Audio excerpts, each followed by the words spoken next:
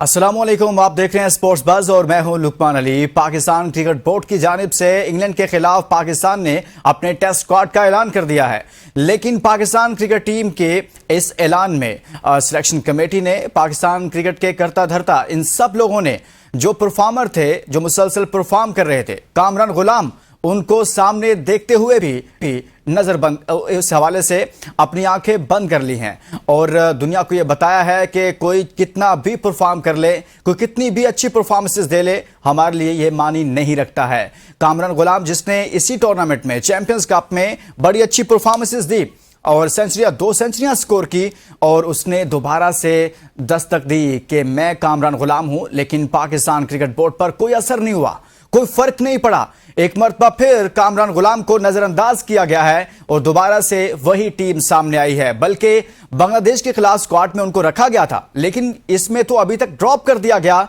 और अभी तक जो नाम सामने आए हैं उसमें शामिल नहीं है। बल्कि अब पीसीबी थोड़ी सफाइयां पेश कर रहा है कि अभी टूर्नामेंट चल रहा है, लेकिन जो इस टूर्नामेंट में सबसे अच्छा परफॉर्म कर रहा है, आप ये कैसे हो सकता है कि अगली सीरीज के लिए उसका नाम ही शामिल करना गवारा नहीं कर रहे? इसका मतलब है कि आपको कोई फिक्र नहीं है पाकिस्तान क्रिकेट की। वो तबाह होती है तो तबाह होती रहे।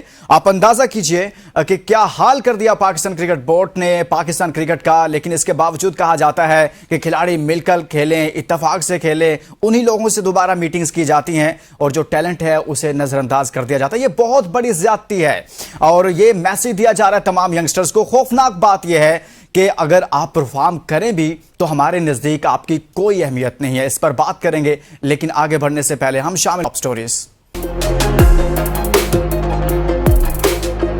पाकिस्तान ने इंग्लैंड के खिलाफ पहले टेस्ट के लिए स्क्वाड का ऐलान कर दिया। कामरान गुलाम एक बार फिर नजरअंदाज। बाबर आजम को वनडे और शान मसूद को टेस्ट का कप्तान बरकरार रखने का फैसला। कप्तान कोई भी हो, किसी भी फॉर्मेट का हो, तमाम खिलाड़ी सपोर्ट करें और मुत्तहिद होकर खेलें, पीसीबी का खिलाड़ियों को पैगाम। चैंपियंस कप पैंथर्स ने मार्कोर्स को पहले प्लेऑफ में शिकस्त देकर फाइनल के लिए क्वालिफाई कर लिया। इंग्लैंड सीरीज के लिए मुंतखब होने वाले खिलाड़ी चैंपियंस कप में मजीद हिस्सा नहीं लेंगे।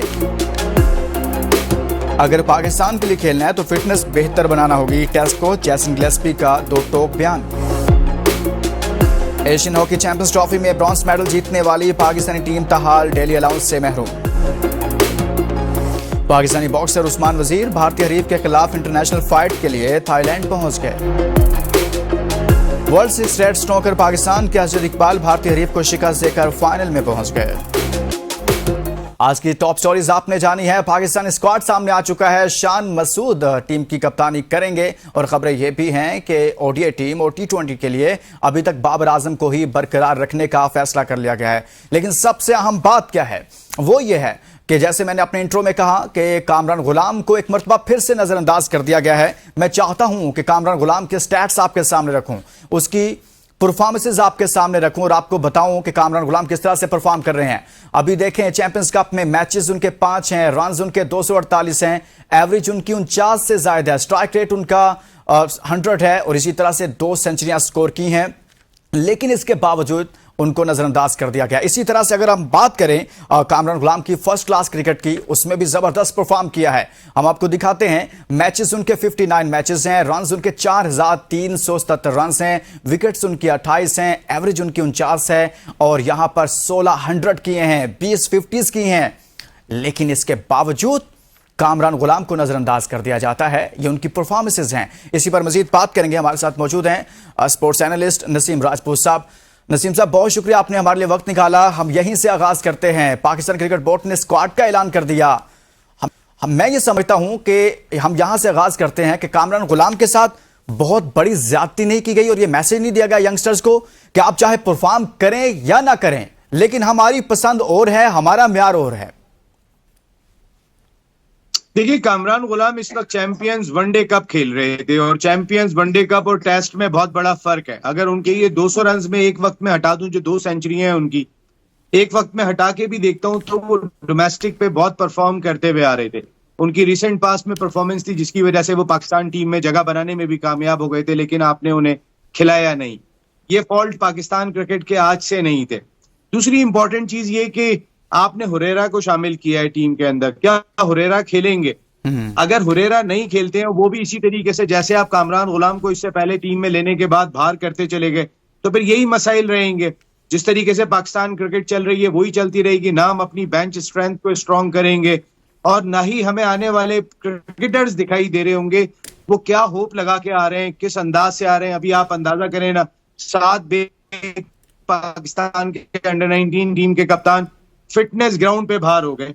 आपने क्या अपने सीनियर प्लेयर्स की फिटनेस ली थी? जो फिटनेस होनी थी बिफोर चैंपियंस वनडे कप, क्या वो फिटनेस टेस्ट हुआ? अगर हुआ तो उसकी रिपोर्ट कहां पर है? किस जगह पर वो रिपोर्ट है? आपने किसी को बताया कि किस परसेंटेज की फिटनेस लेवल थी? देखिए, ये जो अभी आपका कैंप आपने रखा था लाहौर के मकामी होटल में, मुझे तो एक ऐसा तमाशा लगा कि जो तमाशा आपने कोई अजीब किस्म का किया। इस कैंप का एक बुनियादी मकसद था और उसका बुनियादी मकसद मोहसिन नकवी साहब ने जिस वक्त पाकिस्तान क्रिकेट बोर्ड के चेयरमैन का चार्ज संभाला था और जब पहली मर्तबा पाकिस्तान क्रिकेट बोर्ड के टीम के प्लेयर से बातचीत की थी, तो उसी वक्त ही उन्होंने इंडिकेट कर दिया था, उसी वक्त ही उन्होंने क्लियर कर दिया था कि मैं ग्रुपिंग बर्दाश्त नहीं करूंगा। ये बात है जब मोहसिन नकवी को आए हुए सिर्फ 1 हफ्ता हुआ था पाकिस्तान क्रिकेट बोर्ड में। आज मोहसिन नकवी को आके 6 महीने से ज्यादा का वक्त हो गया है। इस दौरान में पाकिस्तान टीम आयरलैंड से भी हारी है, अमेरिका से भी हारी है। अमेरिका में हमारी क्या पैथेटिक परफॉर्मेंस थी वो भी हम सब ने देखी है वर्ल्ड T20 में। ये सारी चीजें देखने के बाद हम बांग्लादेश से व्हाइट वॉश होने के बाद एक मरतबा फिर इसीलिए सर जोड़ के बैठे हैं कि ये ग्रुपिंग और ये जो इख्तिलाफात खिलाड़ियों के, ये कैसे खत्म करें। यार, अगर किसी के इख्तिलाफात होते हैं खिलाड़ियों के, तो आप क्या मोहल्ले को मजमा जमा करके खत्म कराते हैं? किसी घर में अगर 4 भाइयों का मसला है तो वो घर वाले हल कराएंगे या मोहल्ले वाले आके हल कराएंगे? देखें, जब कोई इस तरह की सूरत हाल होती है, बजाय इसके कि आप पूरे क्रिकेट बोर्ड को लेके बैठ जाते हैं। नसीम राजपूत साहब, ये अपनी जगह पर मौजूद है, हम इस पर बात करेंगे कि अभी तक ग्रुपिंग मौजूद है। सुने, तो मैं आपको बात कह रहा हूँ, सुने लुकमान, बहुत इंपॉर्टेंट है। जी। मैं बात ये कह रहा हूं कि आप अगर उनके इख्तिलाफात खत्म कराने थे, यार दुनिया में इख्तिलाफात कभी ऐसे खत्म हुए कि आप जो है वो वहां पे 50 लोग लेके बैठ जाओ और उनके बीच में बैठ के उनके इख्तिलाफात खत्म कराओ? इख्तिलाफात बंद कमरे में खत्म होते हैं। इख्तिलाफात के लिए लेके चेयरमैन पाकिस्तान क्रिकेट बोर्ड खुद बैठते हैं इन खिलाड़ियों को। जिस वक्त आप बात कर रहे थे ग्रुपिंग की, जब पाकिस्तान टीम वर्ल्ड T20 में जा रही थी, अब जबकि बांग्लादेश का भी डेबेकल हो गया, आप एक मरतबा फिर उनको उनके इख्तिलाफात खत्म कराने के लिए कैंप का इनेकाद कर रहे हैं। यार, क्या हैरान कुन और अफसोसनाक अमर है। मेरे लिए तो ये एक ऐसी स्टूपिडिटी दिखाई देती है कि समझ नहीं आती। भाई, आप इख्तिलाफात अगर खत्म कराने तो उनको लेके बैठते 4 आदमी, मोहसिन नकवी, सलमान नसीर बैठ जाते उनके साथ और 4 आदमियों को बिठा के कहते कि भाई तुम पे टीम चल रही है, तुम किस तरीके से चल रहे हो, तुम्हारा एक पेज पे ना होना किस तरीके से पाकिस्तान क्रिकेट को पीछे लेके जा रहा है, नुकसान पहुंचा रहा है। और अगर वो नहीं मान रहे थे आपकी बात, तो आपने उनको 1 हफ्ता जब आपको चेयरमैन बने हुआ था, आपने जब से कहना शुरू की थी, तो उनको बाहर करते। आपने ना तो बांग्लादेश के खिलाफ उन्हें बाहर किया, ना इंग्लैंड के खिलाफ उन्हें बाहर किया। आप कप्तान भी वही लेकर आ गए। हम बात कर रहे हैं पाकिस्तान के इंग्लैंड के खिलाफ स्क्वाड पर, लेकिन यहां शामिल करेंगे एक ब्रेक। Stay with us.